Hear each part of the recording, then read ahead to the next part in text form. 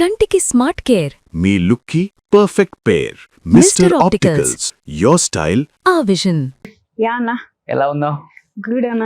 బిజీగా ఉన్నావు అనుకుంటా. చాలా అన్న, చాలా అంటే చాలా. కనీసం తిరగడానికి టైం లేదు నాకు లిటరల్లీ. ఓకే యాక్చువల్ గా మిమ్మల్ని పిలవడానికి వన్ ఆఫ్ ద రీజన్ ఏంటంటే ఈ రామం రాఘవం ప్రమోషన్స్ టైంలో అవును, అండ్ అంటే ధనరాజ్ ఎప్పుడు ఇంటర్వ్యూస్ ఇచ్చినా గానీ ఫ్యామిలీకి ఎక్కువ ఇంపార్టెన్స్ ఇచ్చి మాట్లాడతారు. అవును. అండ్ ఈ రోజు ఫ్యామిలీ లేకపోతే నేను లేను, అండ్ ఎస్పెషల్లీ సిరి లేకపోతే అసలు నేను లేను. ఒకనొక టైంలో సిరి నాకు ఫుల్ లిఫ్ట్ ఇచ్చి, నువ్వు ఏం కాదు, ఏదైతే అదైంది, గో హెడ్, నేను చూసుకుంటాను, ఫ్యామిలీ నేను టేక్ కేర్ చేసుకుంటాను, పిల్లల్ని నేను చూసుకుంటాను, ఫైనాన్షియల్ గా నువ్వు దేనికి ఆలోచించకు అని నన్ను పుష్ చేసి ఈ స్థాయికి తీసుకొచ్చిన one of the main pillar అంటే సిరి అని చెప్పి చాలా నా ఇంటర్వ్యూలో చెప్పాడు. బట్ చాలా మంది మెయిల్ చేశారు, మెసేజ్లు చేశారు, సిరిని ఒకసారి ఇంటర్వ్యూ చేయండి, వాళ్ళ లైఫ్ స్టైల్ గురించి అడగండి, వాళ్ళ ఫ్యామిలీ గురించి అడగండి, వాళ్ళ స్ట్రగ్లింగ్ గురించి అడగండి, వాళ్ళ అచీవ్మెంట్స్ గురించి అడగండి అని చెప్పారు. కాబట్టి ఫస్ట్ ఏం చెప్తావు అన్న? First of all thank you. నేను యాక్చువల్లీ బేసిక్ గా ఇప్పటివరకు ఏంటి ఏ ఛానల్ కూడా ఇవ్వలేదు, అంటే ఇన్ ఫ్యూచర్ ఇస్తాను కూడా తెలీదు, కానీ థ్యాంక్ యూ అన్న. అంటే యాక్చువల్లీ నేను కూడా రావడానికి ఓకే, రోషన్ పిలిచాడు, ఓకే, నా ఫ్యామిలీకి కూడా ఓకే, నేను కూడా కొన్ని చెప్పాలి అనుకుంటున్నాను కాబట్టి వచ్చేసాను. ఫస్ట్ ఆఫ్ ఆల్ థ్యాంక్స్ అన్న. ఓకే అమ్మా. ధనరాజ్ కన్నా ఫ్లో అసలు ఏమాత్రం తగ్గదంటావా? అంతేలేదు, నేను ఇంకా చాలా స్ట్రైట్ ఫార్వర్డ్ అన్న. ఎవరేమన్నా అనుకున్నా, నాకు ఏదనిపిస్తే అది చెప్పేస్తా, ఇక్కడ ఏదనిపిస్తే అది చెప్పేస్తా, అంతే అన్న. దాంట్లో కాంప్రమైజ్ లేదు. ఓకే, సో ఇద్దరు ఒకే వెయిట్ మెయింటైన్ చేస్తున్నారా? ఇద్దరు ఒకే టైటా ఏంటి? యాక్చువల్లీ ఇది అంటే కరోనా అప్పుడు స్టార్ట్ అయిందన్న.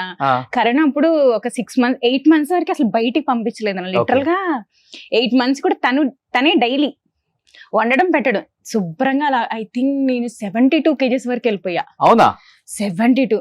అమ్మా ఏంటిరా అయితే ఎలా అన్నాడు, చూడు ఎలా ఉన్నావా, ఆంటీరా అయిపోతున్నా అన్నాడు. అమ్మ నువ్వు ఈ మాట అంటావనని విత్ ఇన్ 8 months లో I will last in 22 kgs. చాలా డైట్ చేశా.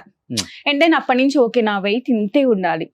సో 52 మించి ఒక పాయింట్ అటు అవనివ్వను ఇటు అవనివ్వను. ఓకే, ఎంత బిజీగా ఉన్నా, ఎంత వర్క్ లో ఉన్నా, వెయిట్ పెరుగుతున్నా డైట్ చేసేస్తా, లేదంటే వర్కౌట్ ఖచ్చితంగా చేస్తా. ఓకే, నా బెస్ట్ పిల్లర్స్ అంటే వెయిట్ లాస్ కి నాకు 2 పిల్లర్స్ ఉన్నారు.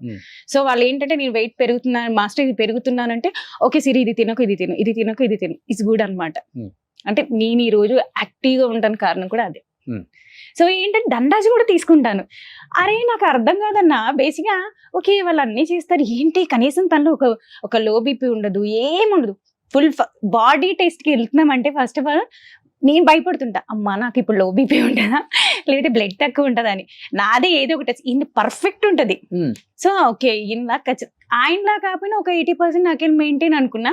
స్టార్ట్ చేసా, స్టిల్ ఒక అప్పటి నుంచి 2019 నుంచి ఇప్పటి వరకు స్టిల్ అదే వెయిట్ మెయింటైన్ చేస్తున్నా. మరి ఆయన పెరగడు కదన్నా, ఎలాగో నేనే తగ్గాలి. మళ్ళీ నీ పెరిగితే బ్యాలెన్స్ అవ్వదు. సో ఇద్దరు ఈడు చూడు బాగుంటారు అంతే అంతే కదన్నా, లేకపోతే కష్టమైపోతుంది. అసలు బెస్ట్ ఇలా ఉంటే ఎన్ని పనులైనా చేసుకోవచ్చు అన్న. చాలా కష్టం అన్న, ఫుడ్ విషయంలో చాలా కష్టం. లిటరలీ చెప్పాలంటే ఒక 2 years నుంచి నాకు లిటరలీ తినడానికి కూడా టైం లేదు. Work work work work work work. So Dhanraj కన్నా ఎక్కువ బిజీగా ఉన్నావు చెప్పాలంటే.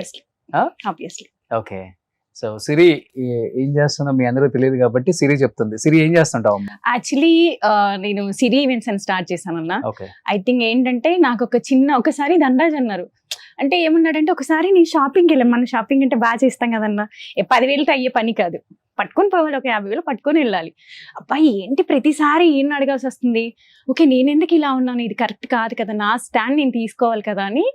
అసలు ధనరాజ్ తెలియకుండా నేను యూట్యూబ్ లోనే నేర్చుకున్నాను. ఇస్ బిల్వపత్ర అని బాంబే కంపెనీ అన్న, ఇస్ కర్ణాటక. సో వాళ్ళ దగ్గర యూట్యూబ్ లో 3 months కోర్స్ తీసుకున్నాను అన్న. ధనరాజ్ కంటే ఫ్రెండ్ ఇంటికి వెళ్తున్నా, అలా వెళ్ళేసి ఒక 10 times వెళ్ళి ఈవెంట్ ఆర్గనైజ్ చేసి నేర్చుకుని ధనరాజ్ చెప్పకుండానే నా నైట్ కూర్చుంటే ఏదో ఆలోచిస్తున్నా.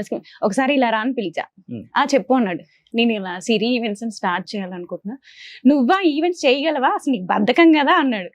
అమ్మా నువ్వు ఈ మాట అంటావా నన్ను, చూడు నేను అలా నేసి నించుంటానని ఫస్ట్ తనకే బుక్ ఇచ్చి ఓం అని రాయించుకున్నా. ఫస్ట్ నా డైరీ అన్న, ఆల్రెడీ నాకు బుకింగ్స్ ఉన్నాయి అప్పటికి, రాయించుకొని స్టార్ట్ చేశానన్న. అండ్ దెన్ ధనరాజ్ అలా అన్నాడని 6 months లో తీసుకెళ్ళి నా ఈవెంట్ కంపెనీ ఇలా పెట్టుకున్నాను. 6 months. ఎందుకంటే ఐ హావ్ ట్రైన్డ్ ఒక మ్యారేజ్ ఎలా చేయాలన్న, బర్త్డేలో కంప్లీట్ ప్లాన్ వేసుకుంటాను నేను. సో దాని ప్రకారం వెళ్ళిపోతా. నా థాట్స్ కూడా చాలా యూనిక్ గా ఉంటాయి. అంటే ఒక్క చోట చేసిన డెకర్ ఇంకో చోట చేయను. నేను క్లయింట్కి ఏంటంటే నచ్చి చెప్తా. కొంతమంది క్లయింట్స్ అంటారు అమ్మా ఇంత ఎక్స్పెన్సివ్ ఇంత ఇది అని నేను అంటాను sir depends on your budget. మీరు ఈ బడ్జెట్ అంటే ఇలాగే ఉంటుంది, ఈ బడ్జెట్ అంటే లేదు మీరు యూనిక్ గా కావాలి మీరు చేసుకుంది వేరే వాళ్ళు చేసుకోకూడదు అనుకుంటే ఇలా వెళ్ళండి అని చెప్తారు. సో ఎక్కువ ఎలా బర్త్డేస్ మ్యారేజెస్ లో అన్ని అన్న A to Z A to Z. Including నా దగ్గర ఉన్న షెఫ్స్ కూడా ఎక్కడ ఉండరు. అంత మంది ఇది వంట కూడా మొత్తం అన్న A to Z. Complete makeup కానించి ఇంక్లూడింగ్ వెల్కమ్ చేసే గర్ల్ కానించి A to Z ఉంటది నా దగ్గర. Okay. I have 150 members team actually. Flavour decor అని ఒక 10 బ్యాచెస్ ఉంటాయి, కుకింగ్ అని ఒక 10 బ్యాచెస్ ఉంటాయి, మేకప్ అంటే ఓన్లీ ఫర్ 1 పర్సన్. అంటే కొంతమంది ట్రస్ట్ చేస్తానన్నా, ఓకే వీళ్ళని పెట్టుకుంటే సక్సెస్, అలా కొంతమంది కొన్ని పిల్లర్స్ ఉన్నారు నాకు, వాళ్ళని మాత్రమే కంటిన్యూ చేస్తా. షాక్ అయ్యాడా ధనరాజు ఇంత లేజీగా ఉండే సిరి? ఎక్స్పెక్ట్ చేయలేదన్నా. అంటే బేసిక్ గా నువ్వు ఇది చెయ్యకు అంటే చేసి చూపించరా కానీ నేను ఎందుకన్నా రీసెంట్ గా మా బాబుకి బైక్ కొన్నాను, నేను నేర్చుకుంటానన్నా. ఏంటి నీకేం వస్తుంది బైక్ అన్నాడు. రీసెంట్ గా ఒక 9 months బ్యాక్ 5 minutes అన్న కిందకి వెళ్ళి యూట్యూబ్ లో కొట్టేసి బైక్ నేర్చుకోవడం కూడా నేర్చేసుకున్నాను. నువ్వు అన్నావు కరెక్ట్ 5 minutes లో నేర్చుకుని బైక్ వచ్చేసింది నాకు నడిపి చూపించా. మా వాడికి జిక్సర్ కొని ఇచ్చాను అన్న నేను. మమ్మ I want Gixxer bike. Okay నేనే వెళ్ళాను. వాడు అడగగానే బేసిక్ గా నాకు పిల్లలంటే చాలా ఇష్టం అన్న.